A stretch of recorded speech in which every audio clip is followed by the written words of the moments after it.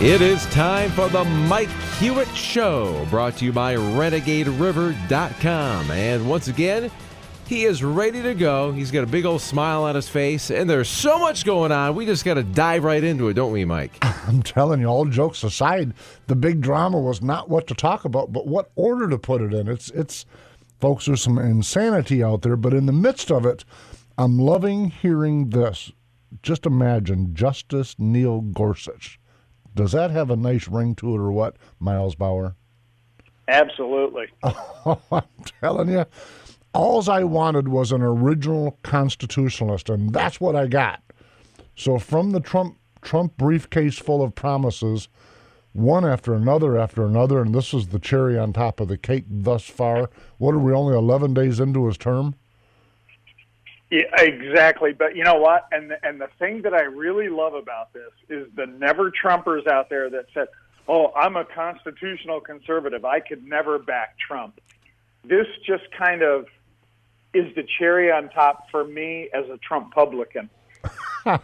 Well, listen, I told you on Facebook the other day, okay, you were right. And I've mentioned that in passing a few times, but you were right. Everyone knows I was not a big Trump guy in the primary. Listen, when we read the tea leaves of who he's been over the years, this is not what that leads to.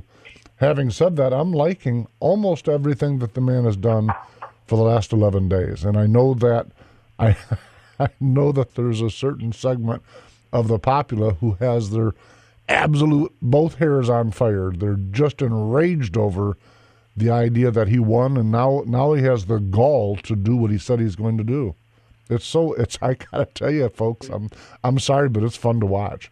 That is what is stunning, is why is everybody in shock that he's doing exactly what he said on the campaign trail? Watching the antics, like the genitalia costumes and the vulgar speeches, I don't know how those folks think that that's going to move folks to their side. I don't get it. I know that's an old subject, but tell me this: when you look at Judge Gorsuch, what do you see, Miles? Well, I'm based on his past, and this is going to set people's hair on fire, but he's an originalist, which tell just for folks that may not know, what does that? That's a political term. So what does it mean to you to call someone original constitutionalist?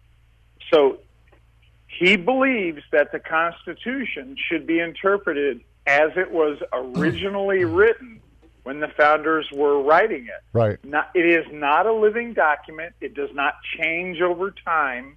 Change by interpretation. Sure. Right. Right. Right. So it is supposed to be interpreted the way Jefferson originally wrote it. Now there's folks all over the place screaming that Jefferson didn't write the Constitution, and they're right. He wrote the Declaration of Independence. But listen, if anyone pays attention to, and of course I'm probably one of the few non-academias that spent hours and hours of time reading every transcript, every note that I could find from our founding Constitutional Convention. And their goal, folks, was to write it in the most simple, straightforward, common language possible. That's what their spoken goal was. And so when we read words like, everyone that's heard this show has heard me grumble, the word shall not be infringed, there's no way to interpret that except for don't screw with this. It's not going to be infringed. Not erased, not altered, not reinterpreted. Shall not be infringed, to me, is an absolute. Am I wrong? I mean, not according to me, but, I don't know how anyone can interpret the First Amendment differently. It bars the federal government from inceding into people's faith and from squelching their voice. It doesn't bar each other. It doesn't bar a corporation. It doesn't stop you or me.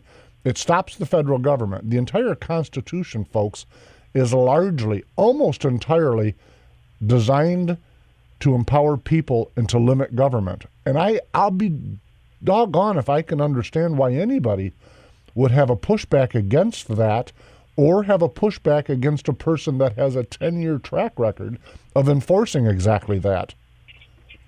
I don't get it. And by the way, not only is the Constitution, but the guy's also got a 10-year history of looking at what our elected representation on a federal and state level has done. So he's the Constitution in one hand, and then he looks at the law. Does the law comply with the Constitution? And if it does, this court is going to uphold that. That, to me, is exactly what we want a judiciary to do. In fact, anyone that's listened to the show has heard me say that the judiciary is our single most broken branch of government. And it's for exactly this that I've said that a lot of justices, not all of them, a lot of judges, they're political. You don't want me sitting on the bench. I have a political opinion. I mean, but that's what they're doing. So everyone's looking to find a judge that will advance their particular ideology. That's not what the judiciary is for, folks, which is why I really applauded this pick. There's some cases he's made along the path that I bet you $100 he didn't like, but that's what the Constitution and the law directed him to do. So I say amen to him. And you know what, Mike? I think there's another dimension here. I think that it's intriguing the way Trump presented this in prime time as if it were a spectacle. Well, he did that, but not only. But first off, he's a showman. Of course, the left doesn't necessarily like that he's a showman, although they liked that Obama was flamboyant himself. So that's a whole another show. But one of the things he did with doing that is that they were just going crazy over this lack of Muslim ban, which is an entire show in itself, because that's not what the paper said. And in fact, right. In the next segment, we're going to talk about extreme media, and I guarantee you that particular topic will come up, because not only was it a stretch of the imagination to call it a Muslim ban, but folks, it was a bold-faced lie. So there's not a misinterpretation here. It's a lie, and it's caused a lot of folks, it's caused pain. It's caused a lot of hard anguish across the political spectrum for a media that's off the hook with an agenda. We've got to pay attention to details. That's my view. But, I mean, the pushback against Judge Gorsuch, who, by the way, folks, was unanimously approved, easy for me to say, from the U.S. Senate for the appellate position he sits in. But somehow now there's a big question of whether he'll be approved. How can you go from a guy that was unanimously approved to someone that's questionable about whether they will be approved? Folks, we've got to get the politics out of our judiciary. We've got to slow the navigation speed here. That's my belief. Yeah, I mean, how is he unanimously picked for the second highest court in the land, but now, to your point, why is he questionable for the highest court? It's just in the difference is the political agenda. They'll say, a lot of them will say, I listened on the radio this morning and on the television last night, that the Democrats want payback for the Republicans stopping Obama from a pick in his final term, the final year. The problem with that is there's no historical example of that ever happening. But let's not let history and tradition and common sense for an outgoing and then inevitably a lame duck president to pick a chair that's going to last for 30 or 40 or 50 years. There's no example of that, and for a good reason. The part I think is my favorite part, though, is Dirty Harry leaving us the nuclear option.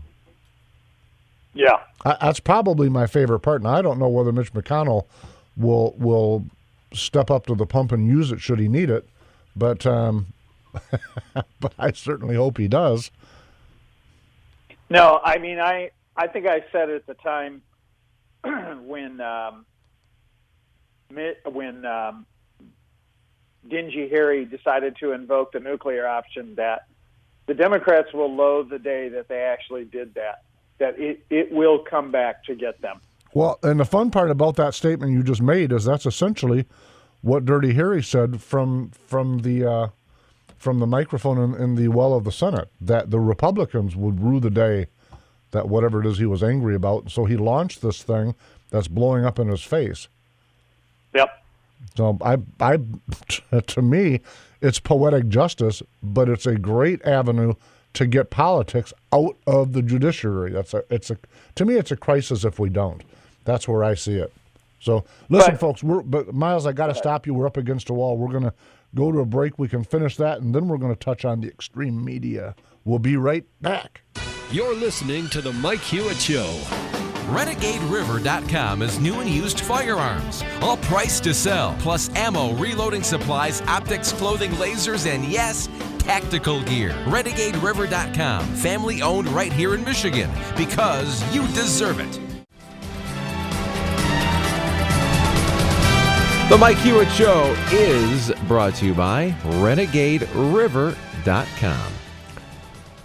If you were the only private body in the United States that had protection from the Constitution, would you take that with some heart? Would you take it with some honor and pride and be careful not to misuse such a trust? Miles, what say you on that topic of the media? Well, clearly the media left the rails many decades ago. So I don't think this is anything new. I think they've been off the rails for quite a while, most of our lives. I think that we just entered into a period where a large majority of the population just no longer trusts the media any longer. But listen, while that's absolutely true, the media still has the power to fan the flames, and that's what we're watching. So if you take the issue with the supposed Muslim ban, and if anyone drills into that at all with any level of honesty, intellectual honesty, they'll see that every president from Carter forward has signed some variation of that executive order, and yet we've never seen the foul-mouthed, fascinating-clad folks out picketing, and sometimes it gets to the point where yes, the media has a responsibility, which was my opening in this segment, but folks have a responsibility also.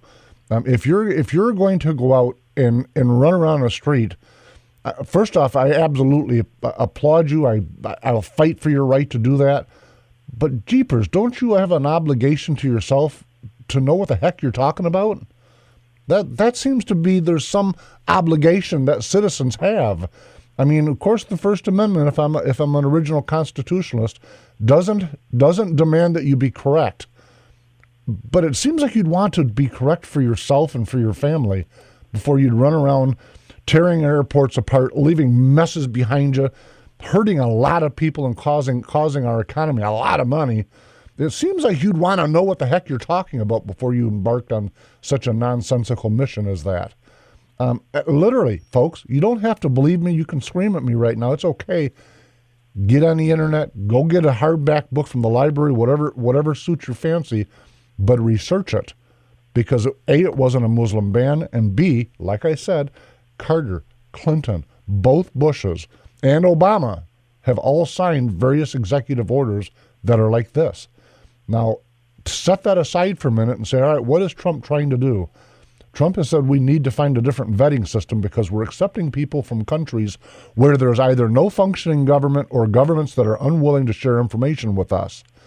I think that's reasonable to say, do we need a vetting system when there isn't one possible when we're accepting people from known terrorist countries?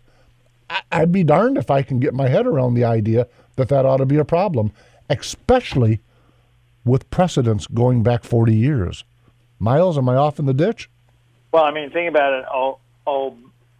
Obama had his own in 2011, I think it was, for when he had the 6-month moratorium.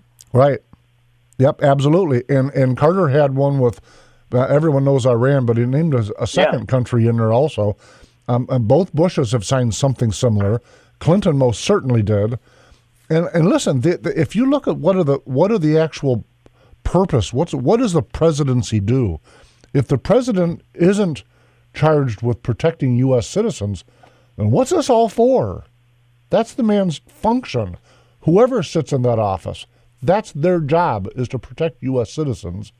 If he didn't do this, there would be the same group of people catcalling that he was allowing us to be unsafe. The exact same group of people with the exact same extreme media that would be off the hook screaming the other side of the story.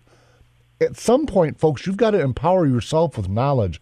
You've got to slow to navigation speed and say, what does it really mean? What's it really doing? And here's the biggie. What is the long-term effect? Depending on which end of this executive order we're looking at, it was a 60 or a 90-day furlough. What did it affect? 109 people out of 325,000? Folks, slow to navigation speed. Put your sign down for a minute and read. Am I wrong, Miles?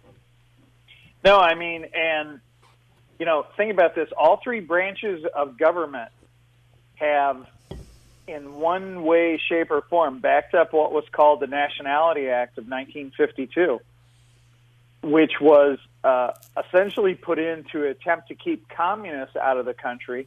Carter decided to use it to keep the Iranian students that might be radical out of the country. So this is not unprecedented going back decades. No. And relative to the courts. The courts upheld Carter's orders. The Congress passed the Nationality Act. And the presidency has invoked it. So all three branches of our government have in some way, in our defense, have come up with these type of acts in an attempt to keep us safe. A listener sent me a message on Facebook, and it's a picture of Elian Gonzalez, if I'm remembering his name properly. Yeah. The little Cuban young man, young boy. And I'm kind of ad-libbing a little bit, folks, because it's a big, long thing that goes along with this picture. But the short of it is remember when liberals liked to throw illegal aliens out and they must have liked automatic weapons because that's what they had pointed at this little kid? Facts matter, folks. That's what I'm saying. Facts matter. They really do. But the extreme media is really the topic of the segment.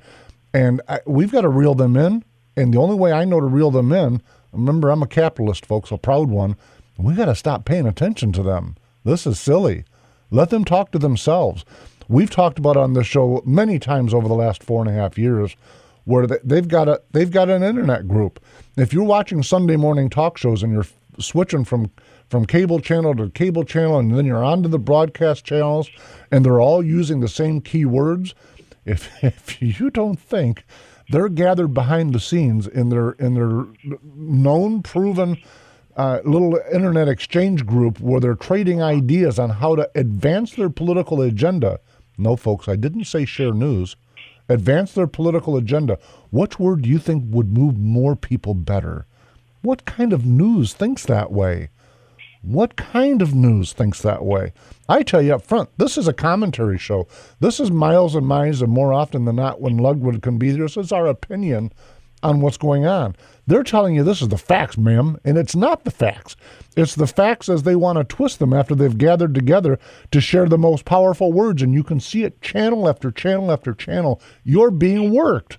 And then you jump into some silly costume and go stand on the street, make a fool of yourself, absent of facts. Smack yourself in the forehead and wake up. That's how I see it. Miles, am I wrong? Am I off in a ditch? Am I not seeing something here? Well, you know what? The one thing I would say, especially to you as a former cruiser. You never make it through an entire show without that. So given that Trump wrapped it up in June, and I had to, and you told me I had to give the Trumpers all the way through the end of September. Yep. Before I could start ripping on them. Yeah. I guess I got to hold the same standard to those whose hair is on fire right now. And what is that? July, August, September. So I got to give the non-Trumpers 3 months before I can start ripping on them. So they have a 90-day hair on fire, get out of jail free card, I guess. I got to tell you, we're down into the final minute of this segment, but one thing they've been able to do in a more powerful way than anything else, and that is that they've been able to unite the Republican Party and conservatives in general like I've not seen them in my life since Ronald Reagan. So you got to give the folks standing around on the street yelling nonsense.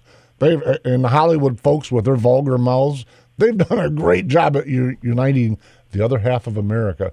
So that's I'm applauding them with some excitement. Good for you folks. Thanks for the help. I got called a lot of foul names along the path, but what a trade-off. Thank you. Now, you're right in the heart of it down in Chicago. Are you seeing pickets in Chicago?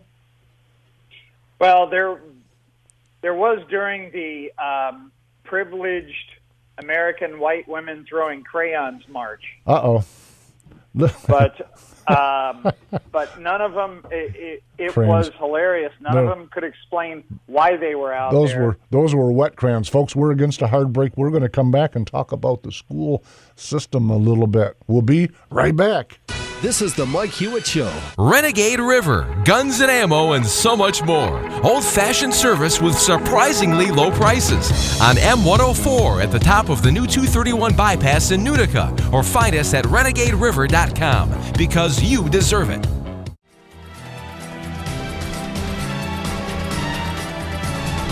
The Mike Hewitt Show, that's what's currently airing at the moment, is brought to you by renegaderiver.com. You know, have those little things occur in your brain where all of a sudden, like, it's just like, what happened? That was a fascinating intro, and I appreciate it. Brain flagellants. Oh, there you go. Listen, folks, if you're just dialing, Miles Bauer, my co-host, and I are going through the changing times of our Union of States.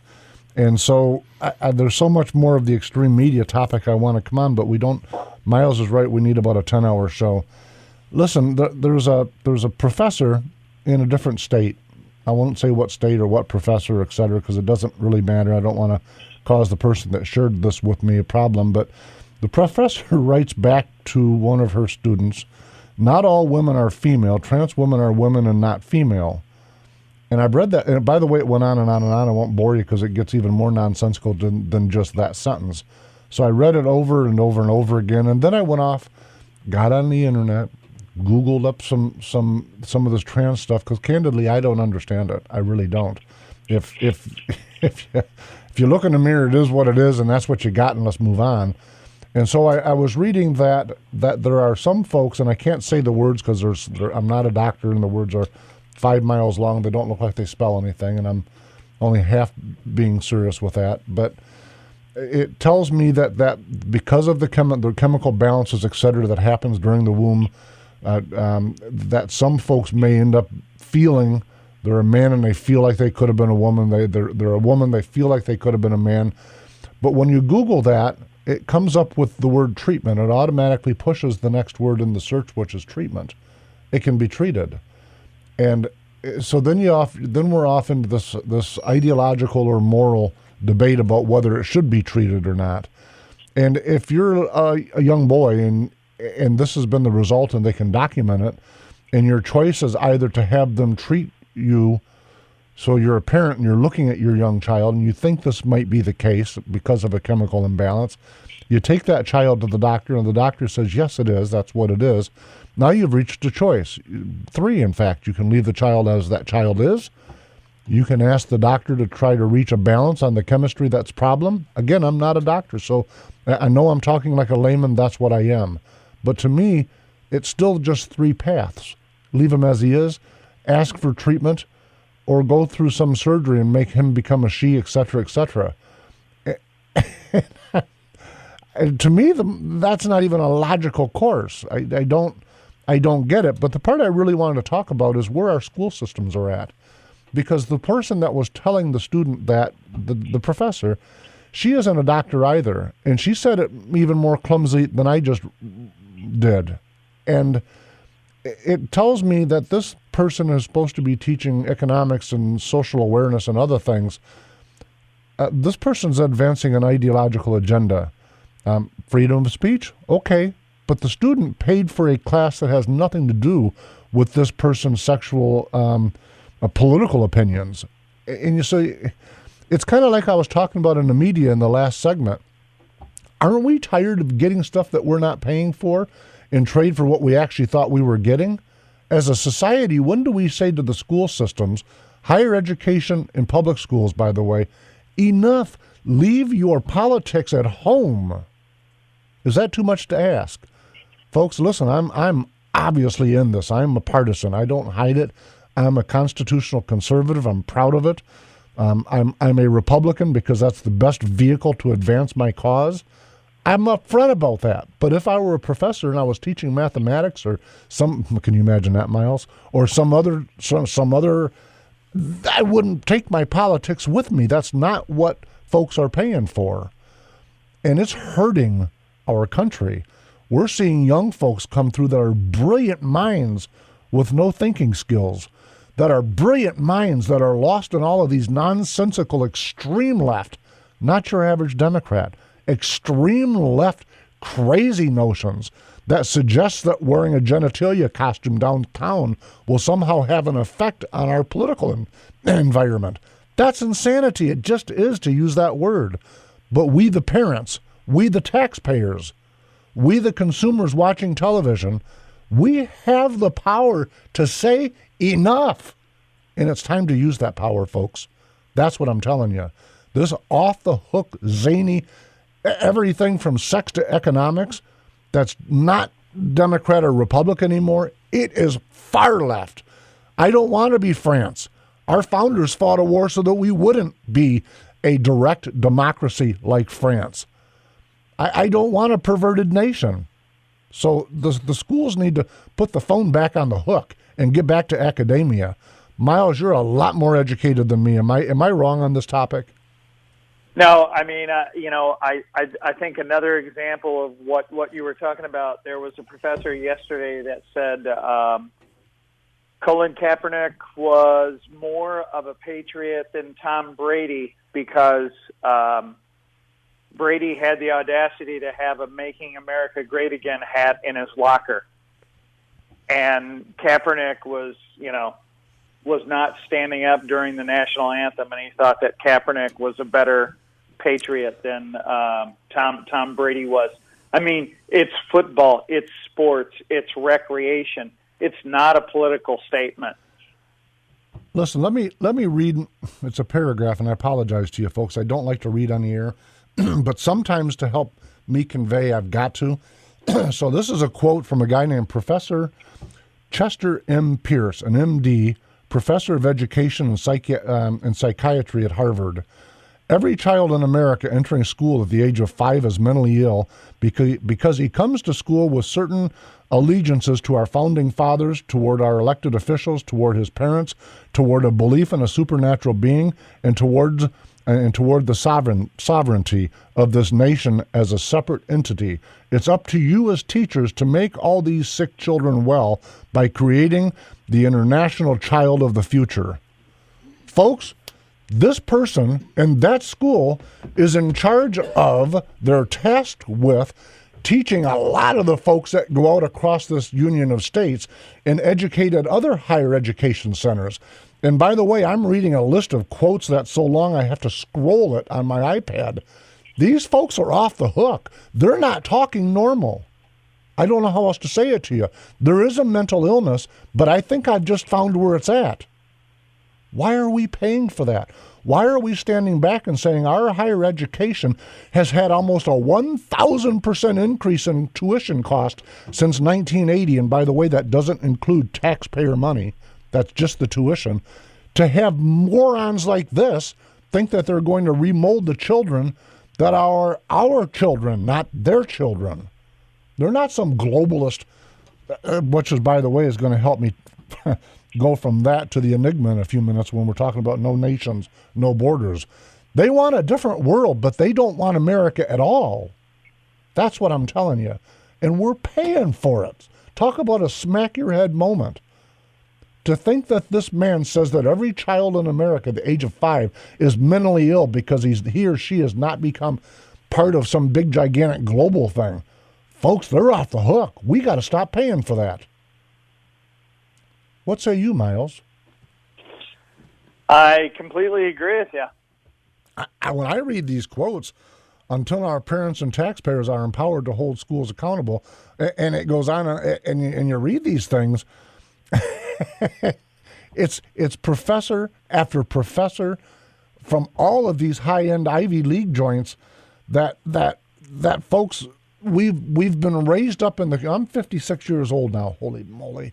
And by the way, I got to stop myself. We got cheated on our birthday. He says, I got 1 minute left to complain about this. It's nice he's in charge of the time clock. When we had our birthday show here a couple weeks ago, and we were talking about you being 54 and me doing 56, and Brian Thomas sat in silence, but he turned 55 that day. So happy late birthday to you. Thank you, Mike. So now talk about the grumpy old guys. I got you. Folks, only thing I'm trying to say about this is we got to get a hold of this. The media's off the hook, and these folks are poisoning our children. I don't know how else to say it. They're poisoning our children while we're filling our own head with mush on the television set every night. So I have to agree with you too, Mike. how often does that happen, I'm telling you? We're all in Unison.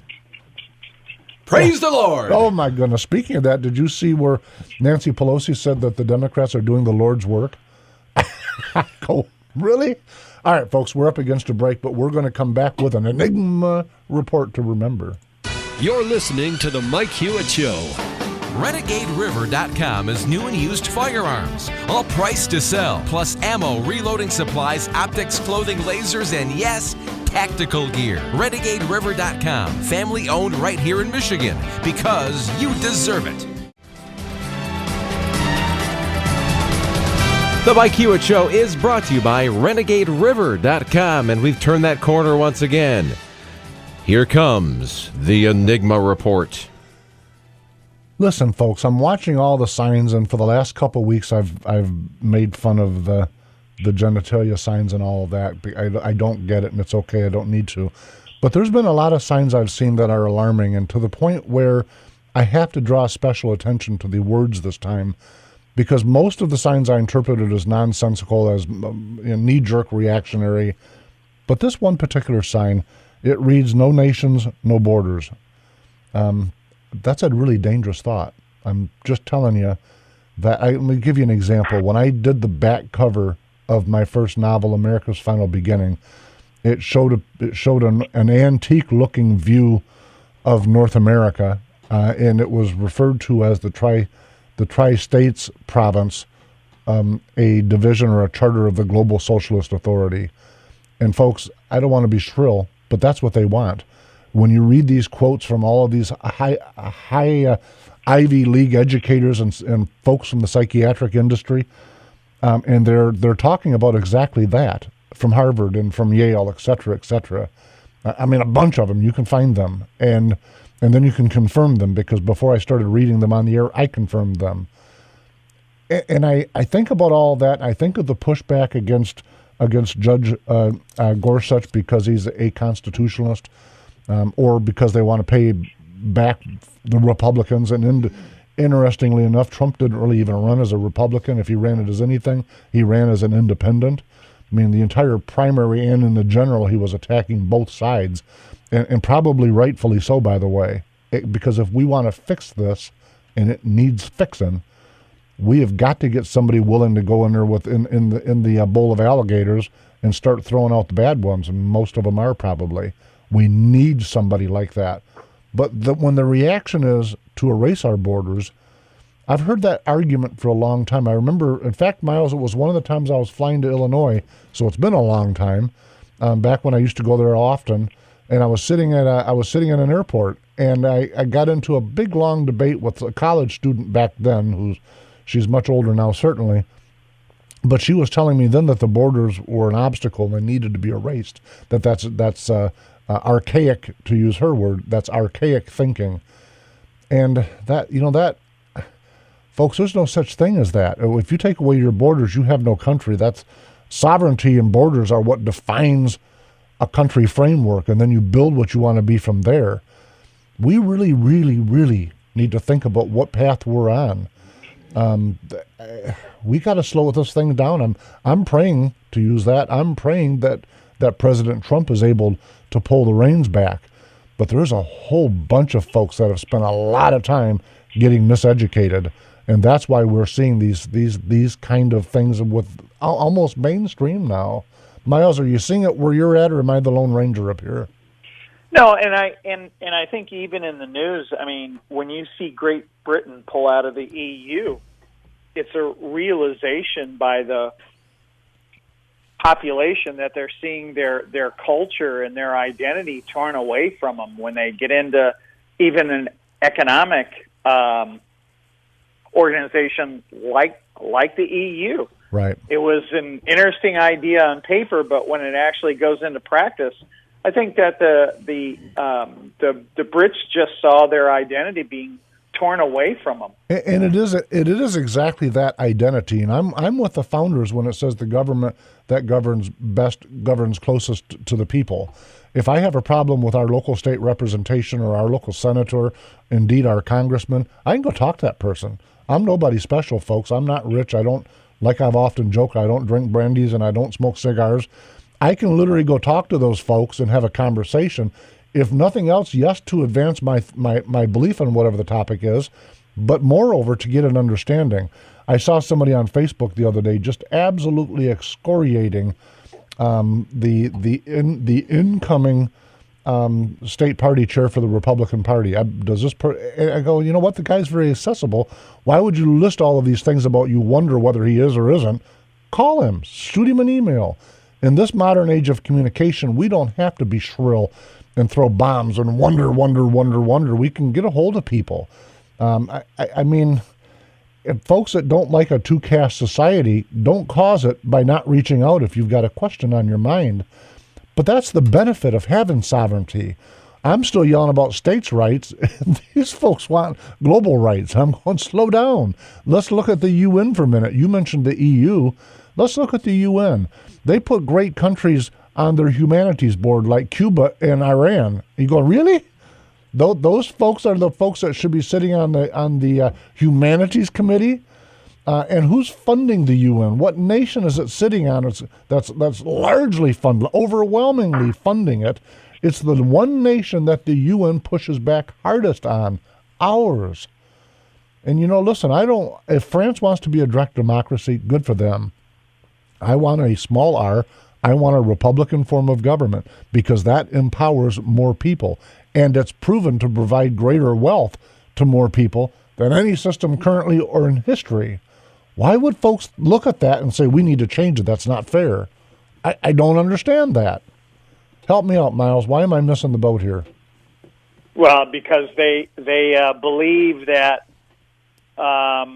you've been given a skill or an opportunity that has not been afforded everybody else. So somehow it's unfair that you've been given that. See, my advantage of that is, and you know me personally very well, my advantage, my view of that is so opposite of what you've just said. And listen, you've heard me say this for 40 years. I don't have a martyr complex, but I wasn't born with some innate talent that got me to where I'm at. I've rebuilt my personal world financially 3 times where I've utterly destroyed it because that's what you get when you try to advance. That's how it works, by the way, in France, a socialist country. That's how it works in Russia, a capitalist country trying hard to break free of socialist drives. By the way, the Scandinavian countries are in large part used as example by the left, and yet those countries are working their butts off to try to get back to capitalism because it doesn't work. It takes away the human drive to try to be better. That's the part that they're missing. I was born with a heart defect. I didn't get born to be an athlete. Everyone, my dad, when he was alive, used to say, everyone has a bag to drag. And he was exactly right. But to pretend that things are going to be fair and then not do anything to cause it is silliness. You want to get somewhere in life, we're always the media and the uber left are always attacking somebody that's wealthy. The vast bulk of those that are wealthy didn't start out wealthy. And if you look at their lives, they went to school overtime while working a full-time job. And then they only work like 65 or 70 hours a week. So you got somebody sitting on a couch going, I hate rich people. Well, it's because you're not working hard, and they are. Why would an American economy, why would any economy want to bridle a hard-working person? Why would we want to slow somebody down? Miles, you've got a master's degree, 2 bachelor's degrees, so and you work hard. Why would someone want to tell you to stop because you make too much money? You're too darn successful. It's not fair, and I should have what you have, but I'm lazy. What kind of thinking is that? That's their belief. They just think, I was just given too much opportunity. I tell my son all the time because he struggles with math in school. And he goes, yeah, but Dad, you're smart. That's the reason why you get math. And I go, dude, do you think I came out of my mother's womb and I just already knew math? No, I worked at it. You were a mathematician at age 1, I remember well. I don't get the pushback against folks that work hard. I don't get the pushback against a sovereign union of states. I don't understand those things. It's an enigma to me. I don't understand why folks would send their children to school and pay gobs of money and let their children be indebted for decades so that they can get absolutely buried in nonsensical uber-left anti-humanity, by the way, anti-humanity rationale. It's an enigma to me why we would do that. Folks, I'm hearing music. Is that real music or is that just pretend music? That's real music. Uh-oh. So we've got less than a minute. Just under a minute. Think I can do it, Miles? Follow us on Twitter. I did it There again. we go. I'm on a roll now, buddy. Easy. Follow Easy. Follow us on Twitter and on Facebook at / The Mike Hewitt Show. Ludwig von Wiedendorsky is homesick today with the flu. Thank you for not coming in, Ludwig, but I hope you're feeling better, man. And someone was opining because we're not streaming. That's your fault. I just wanted to let you know, your fault. So while you're homesick, feel guilty. You're guilty. Folks, thank you very much for joining us. We'll see you next week. Miles, thank you too. All right, thank you. All right, folks. See you next week. Renegade River, guns and ammo, and so much more. Old-fashioned service with surprisingly low prices. On M104 at the top of the new 231 bypass in Utica. Or find us at renegaderiver.com because you deserve it.